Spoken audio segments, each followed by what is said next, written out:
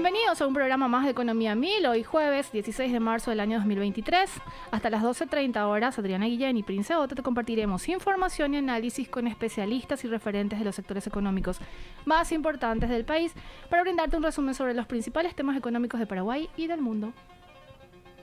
Vamos a las principales noticias. MF Economía e Inversiones presenta las principales noticias económicas de Paraguay y el mundo. La inflación núcleo en Estados Unidos sube 0,5% y pone presión a la Fed para aumentar las tasas.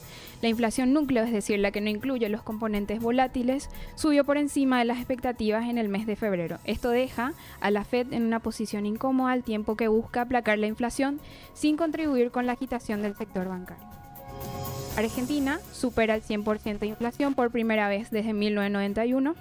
Esta tasa interanual no solo rompe la barrera de los 3 dígitos, sino también que es la más alta desde septiembre de 1991, cuando Argentina intentaba dejar atrás la hiperinflación. Se reporta la caída de las ventas en el primer mes del año en Paraguay. Ayer el Banco Central del Paraguay reporta la caída del 3% en las ventas o el índice de facturación de las empresas, debido principalmente a los desempeños negativos de la industria y algunos servicios. 4 minutos pasaron de las 12. ¿Cómo estamos, Adriana? Escuchamos tu voz. Hoy le enviamos saludos muy especialmente a Horacio Laves, alias Acho, que mañana seguramente vuelve otra vez con nosotros. Gracias por estar conmigo hoy. Sí, muy buenas tardes, Prince. Hoy me voy a sentar en la silla de Horacio. Eso no significa que le vas a reemplazar. No, le voy a reemplazar. Tranquilo nada más. Solo será un ratito. Está bien, estos 30 minutos. Y ya le doy la bienvenida a los amigos de la casa y agradecemos, por supuesto, su presencia hoy. Y el año pasado nos acompañaron y también imagino que este año le vamos a preguntar justamente a ellos. Muchas gracias por estar, Janina Portillo. Ella es analista senior de finanzas corporativas regional Casa de Bolsa. Hola otra vez, después de tanto tiempo. Después de varios meses. ¿Verdad? No fueron tantos, Janina. Fueron como 2-3 meses. Muchísimo. ¿A vos te pareció mucho? Está bien, le saludamos ¿Le presenta a Luis o a Jan? Pues después me están cuestionando ahí a quién. No, al experto. Bueno, voy a ir por Jan. Hoy es como mi preferido, perdón Luis, pero hoy como mi preferido. No. Jan González, gerente de finanzas corporativas regional Casa de Bolsa. ¿Cómo estamos, Jan? Gracias por estar hoy. Gracias a usted por la invitación, Prince, Adri, un gusto como siempre. Y viste que siempre se dice que el tiempo es relativo y por más que fueron así, probablemente 2 semanas se sintieron como Por 2 años. supuesto, claro. Entiendo totalmente. Y también le damos la bienvenida a Luis Sartori, él es gerente de productos y estrategia de Regional Casa de Bolsa. ¿Cómo estamos, Luis? Gracias también por estar. Hola, Prince. Hola, Adri. ¿Cómo están? Un placer otra vez estar con ustedes. Ya les extrañábamos. Yo pensé que no ibas a hacer ningún comentario. Bueno, le ganaste otra vez a Jan ahí con tu último. Le extrañábamos. Nótese la lágrima de emoción de Luis. Yo pensé que era justo se me fue el tapabocas por el ojo. Muchas gracias por estar nuevamente y hoy vamos a imprimirle velocidad porque tenemos como 24 minutos aproximadamente del programa porque vamos hasta las 12:30 y eso le recordamos a la audiencia. Y queríamos hablar con ustedes un poco sobre la dinámica que ha tenido la bolsa de valores a inicios de este año y después ir aterrizando con temas más puntuales que son de suma importancia y que no podemos abstraernos de conversar. Así que yo les cedo la palabra, no sé quién puede empezar acerca de cómo ha sido el comportamiento de la bolsa, el mercado de capitales en lo que va de este año. En lo que va de este año estamos empezando básicamente el primer trimestre. Año, sí. Estamos empezando el año y estamos empezando muy bien. Creo que en las últimas oportunidades que tuvimos el año pasado acá, habíamos hablado de nuestras expectativas de que el 2023 iba a ser un año demasiado bueno para la bolsa porque veíamos entrar a muchos emisores nuevos y también esperábamos que Hacienda vuelva a entrar. Entonces, enero y febrero sí representaron bastante de un resultado esperado por nosotros el año pasado porque las negociaciones en la bolsa en enero y febrero superaron bastante lo que fue la negociación del año pasado.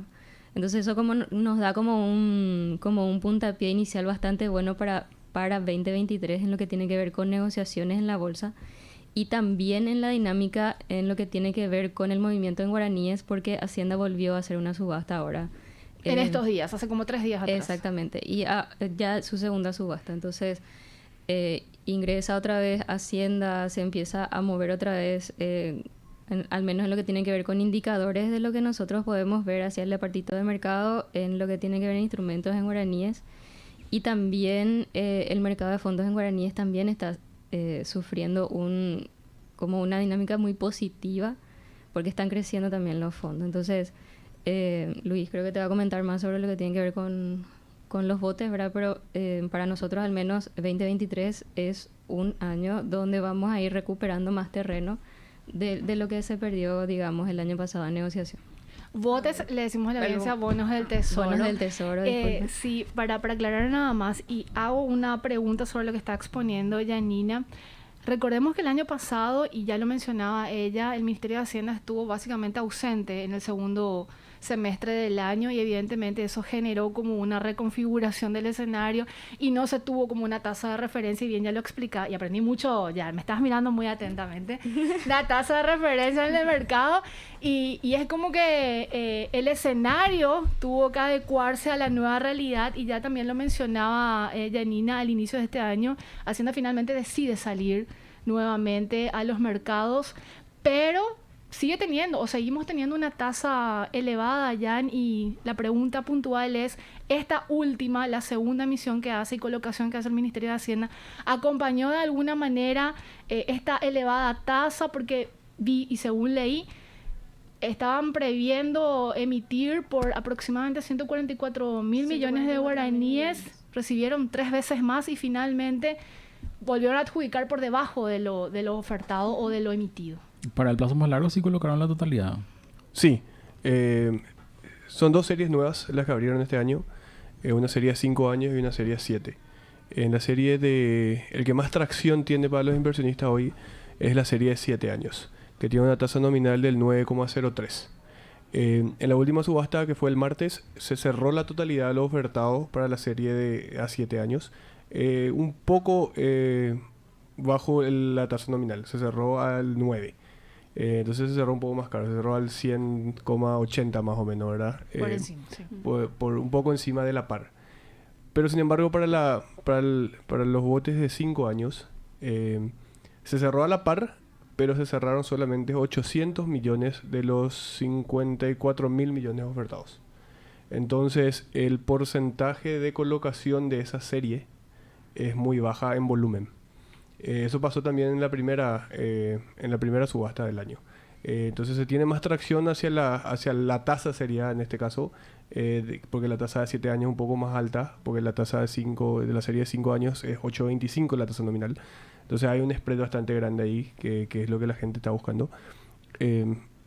Sí hay, es buenísimo para nosotros que Hacienda vuelva a estar dentro del rodeo de la bolsa. Creo que también es una necesidad de Hacienda de salir a emitir, porque tiene que cubrir costos, entonces tiene que salir a colocar. Como mencionaste lo de la sobredemanda, sí hubo una sobredemanda, pero muchas de las ofertas puestas o propuestas fueron bajo la par. ¿Qué significa eso? Que si la tasa de 100, ellos ofertaban al 97, eso da una tasa de rendimiento más alta y Hacienda no adjudica, ¿verdad?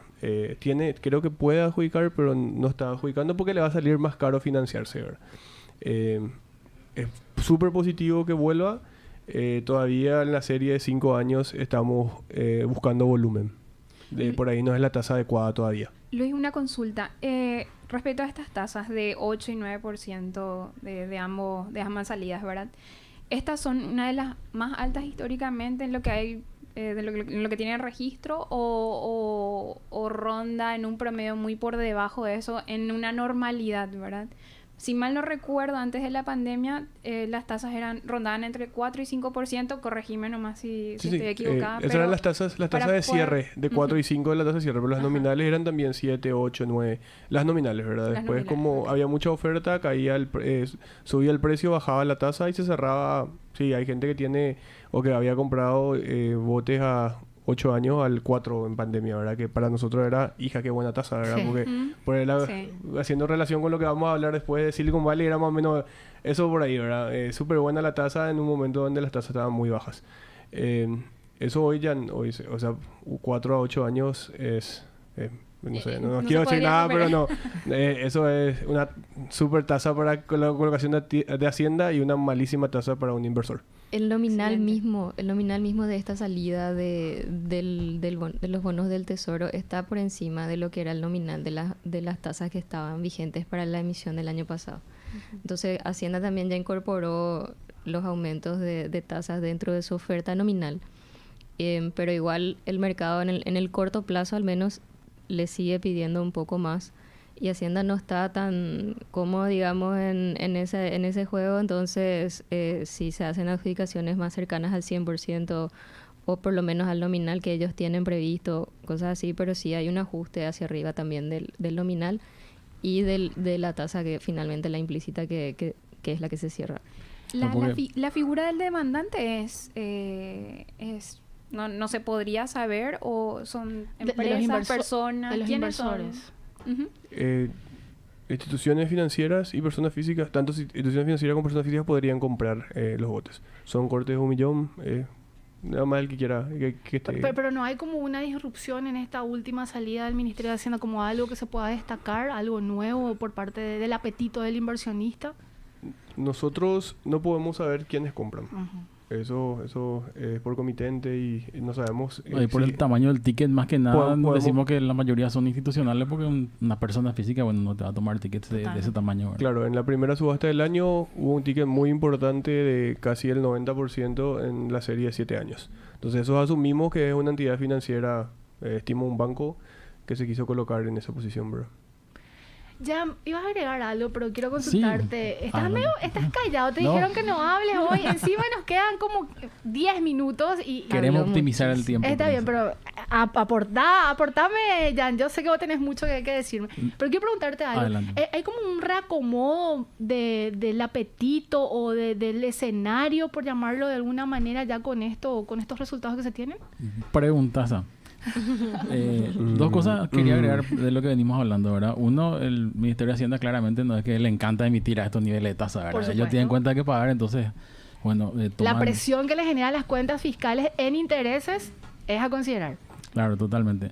Eso por un lado. Por el otro lado, yo creo que muchos agentes están mirando ya de acá a año y medio, 2 años quizá, ¿verdad? Cuando todas las letras que se emitieron a esos niveles de tasa que no van a volver a salir a esos niveles, salvo que tengamos de vuelta problemas de inflación, y van a ir venciendo. Entonces quedarte en un instrumento libre de riesgo que te rinda más o menos en ese nivel, porque las letras en la última subasta te rindieron 9.40, el plazo de 546 días, ¿verdad? Entonces es como que mirar ya para cuando me venzan las letras, yo tengo que tener un libre de riesgo medio de similar nivel de rendimiento como para poder tener previsión también en las colocaciones, ¿verdad? Entonces viene un poco por ahí también el apetito por ese nivel de tasa específicamente. Y lo que queda de estos meses, sé que falta mucho todavía, pero ¿cuál es la expectativa que se tiene en los mercados? Nuestro mercado. En nuestro mercado. Nosotros hicimos una encuesta, si se quiere, ¿verdad? Con nuestros pares estructuradores de otras casas de bolsa también, ¿verdad? Para ver qué ellos tenían en su pipeline. Y hay muchísimos que están esperando quizá una mejora. Esto ya nos consta, de hecho, ¿verdad? Muchas emisoras nuevas inclusive, que el año pasado postergaron emisiones porque el nivel de tasas hace que muchas cosas sean... O tenés que replantearte los proyectos, o tenés que replantearte los rendimientos que te van a generar y no compensás, ¿verdad? Entonces, probablemente muchas emisiones están esperando el segundo trimestre de este año, o quizás la segunda mitad del año, cuando en teoría se empiecen a normalizar un poco las tasas hacia abajo. Entonces, por ese lado hay mucho optimismo por parte nuestra en lo que va a ser el mercado primario. Y lo que es el mercado secundario, como te comentaba ya ni al comienzo, ¿verdad? Históricamente, enero y febrero son meses muy tranquilos en la bolsa. Y nosotros, para nuestros reportes internos, ahora hay una newsletter que sacamos para los clientes, hicimos una mirada de los 5 últimos años de enero y de febrero. Es decir, enero 2023 contra 2022 contra 2021, etcétera. Y fue el mejor mes, el mejor enero, y ahora fue el mejor febrero, ¿verdad? Entonces vemos que hay una dinámica que explota, porque de vuelta históricamente enero y febrero son muy tranquilos porque típico la gente sale de vacaciones, no se toman todavía decisiones de inversión, y no, sin embargo vemos que este año 2023 arrancó con todo luego. Entonces estamos muy optimistas en cuanto al volumen de nuestro mercado. Obviamente acá no consideramos todavía el contexto internacional porque vamos Claro. a hablar justamente en la última parte del programa. Si quieren agregar algo más, porque el siguiente tema va a ser justamente lo que está pasando a nivel internacional. Luis, Creo que a nivel- ¿Jan? No, Para cerrar este tema. más que nada que vemos que las tasas en guaraníes se están ajustando, ya se calmaron, entre comillas, y las tasas de dólares, que es muy atado a lo del mercado internacional, es donde hoy vemos un poco de volatilidad, ¿verdad? Un poco de que no sabemos bien cómo va a pararse, qué va a hacer la Fed ahora, más ahora, a una hora, ¿verdad? Entonces, en dólares está un poco más complicado ya ahora que lo que eran guaraníes anteriormente, ¿verdad? Nada más que agregar un poco de eso. Que es lo que siempre está sujeto, ¿verdad? A incertidumbre cuando hablamos de la moneda extranjera o del dólar, ¿verdad? Sí, claro. MF Economía e Inversiones se presenta la cifra económica del día. Y la cifra. 1.300 startups en América Latina habían obtenido una financiación estimada de 28.000 millones de dólares en el 2022. Un proceso común para las compañías emergentes de la región era abrir cuentas en el Silicon Valley Bank, según datos de la Asociación Latinoamericana de Capital de Riesgo y Capital Privado, LACCA.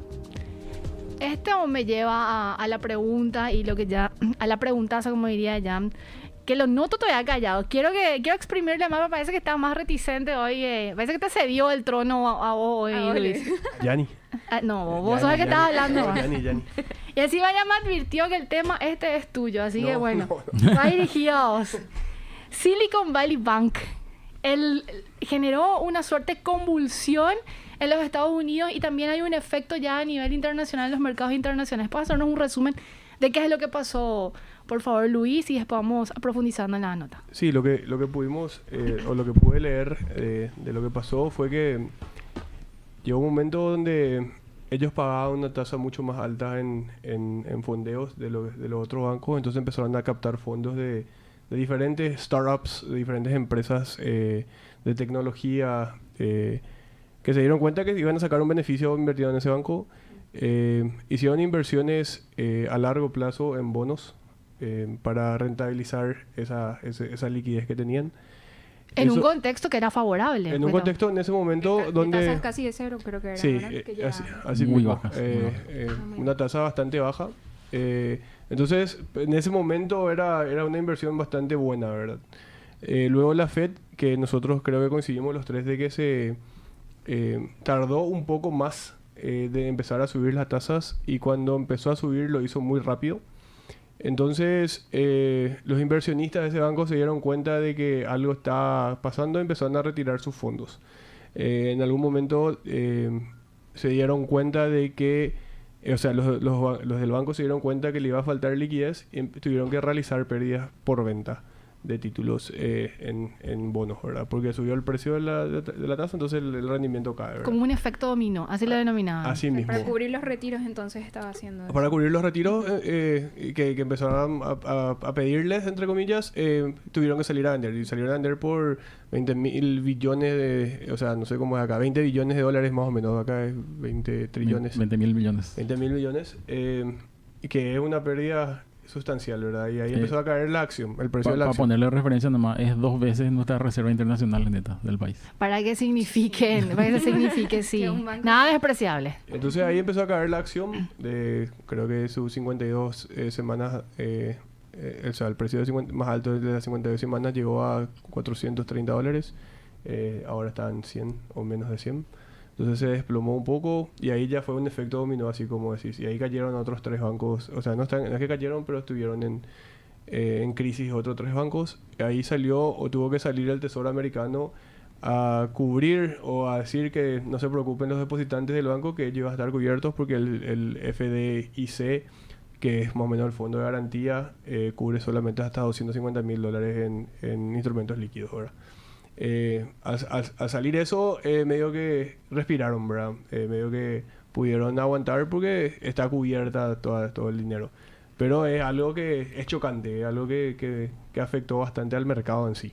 Porque se manejan en expectativas, imagino, Jan, también, ¿verdad? Digo, Sí, ahí... la gente que está depositando sus ahorros entra en una suerte de crisis y obviamente yo me quedo sin recursos por más que el Tesoro me garantice y genera una corrida.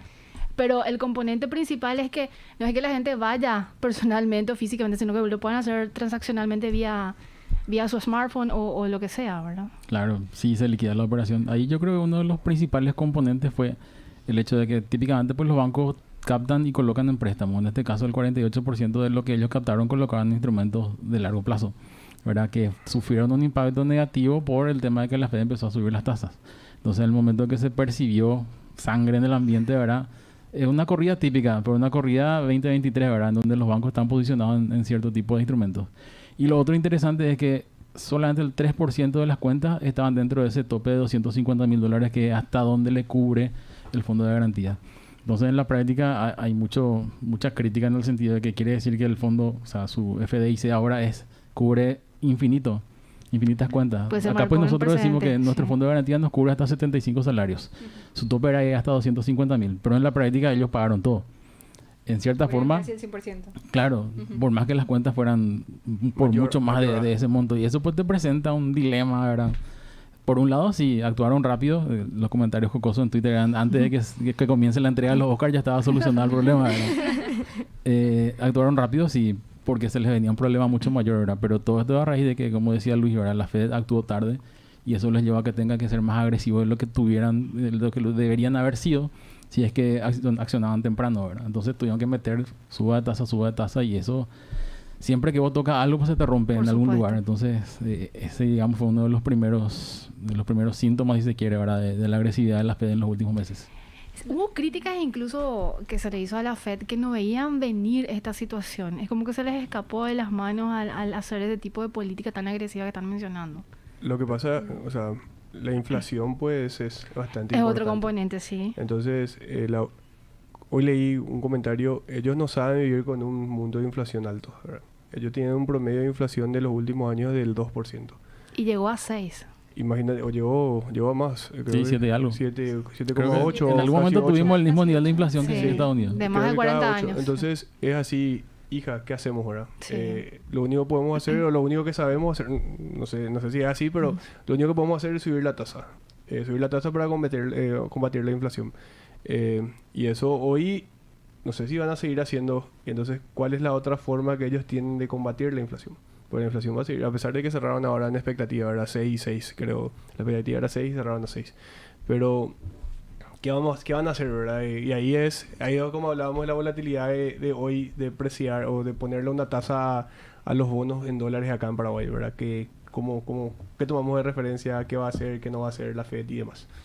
Lo que me parece interesante es que la Fed mantiene todavía su postura de combatir la inflación. O sea, ellos no van a retroceder ante todo este efecto contrario en el sector financiero y bancario, ¿verdad?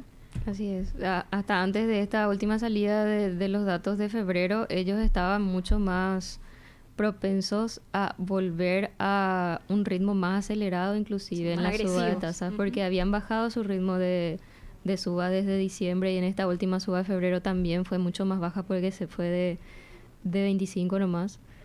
Y la expectativa después de que Powell haya salido a hablar sobre la posibilidad de aumentar el ritmo de tasas, el mercado ya absorbió eso y esperan inclusive que en esta reunión de marzo se tenga un aumento de tasas un poco más alto. Ahora con la salida de los datos tanto de inflación como también del mercado laboral, como que está un poco más calmado, parece el tema de acelerar la suba de tasas, pero de que no se va a detener, no se va a detener la suba. Ahí hay que mencionar también que en el caso específico del Silicon Valley hubo un mal manejo de riesgo por todo lo que estamos leyendo, ¿verdad? No se hicieron las coberturas que debieron haberse hecho para tomar en consideración justamente ese riesgo de tasa.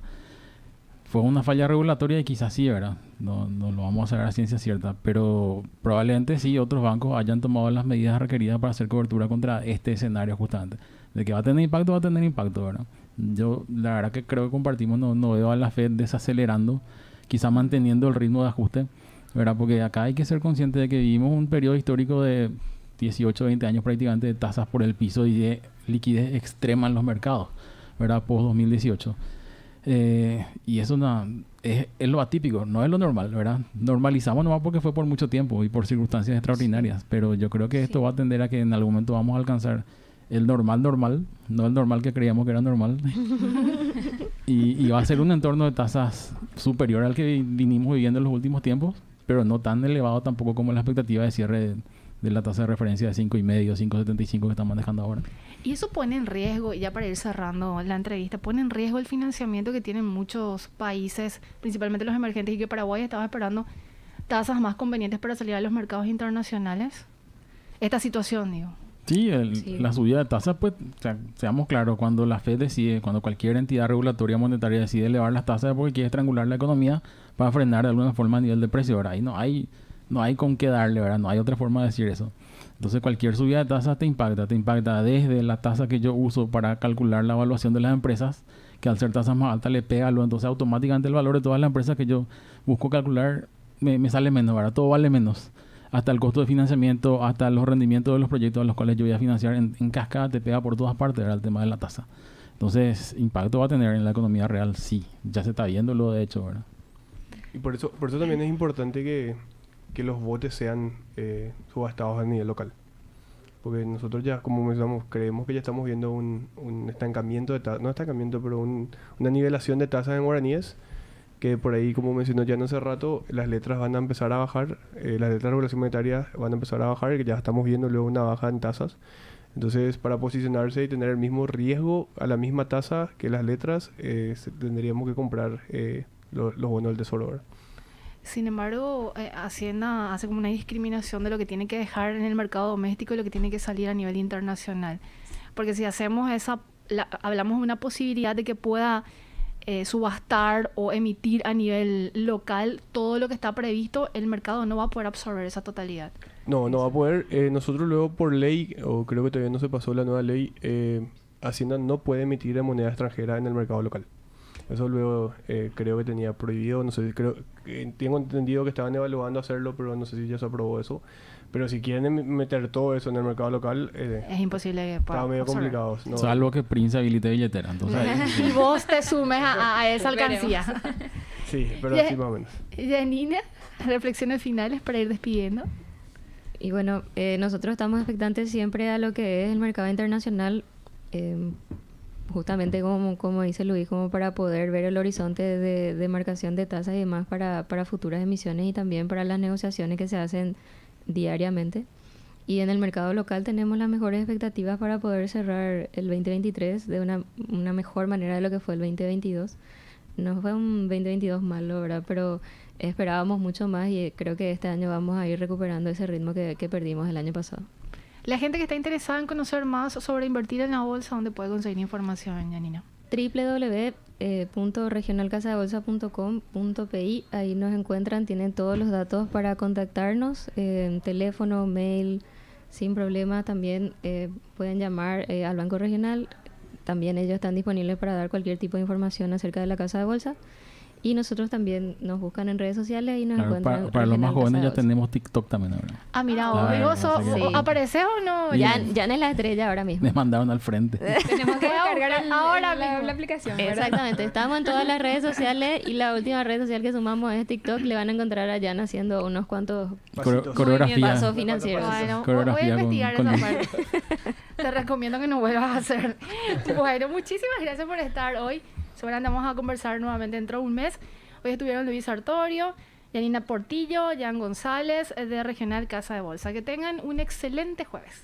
Gracias. Gracias. Gracias. Adriana, nos reencontramos nosotros puntualmente mañana a las 12 o ya le cedes a Horacio. Creo que le voy a ceder a Horacio su ¿no te silla gustó otra tu vez. experiencia? No, me encantó. Voy a venir cada vez que venga regional, voy a venir de nuevo. Qué grande. Ah, bueno, Vamos, está bien. vamos. Eso no me lo sabía. Horacio, mándame Janina, una yo silla creo de- que ella está queriendo irse de este lado, pero está bien. Está bien, me parece súper bien. Nos reencontramos puntualmente mañana a las 12.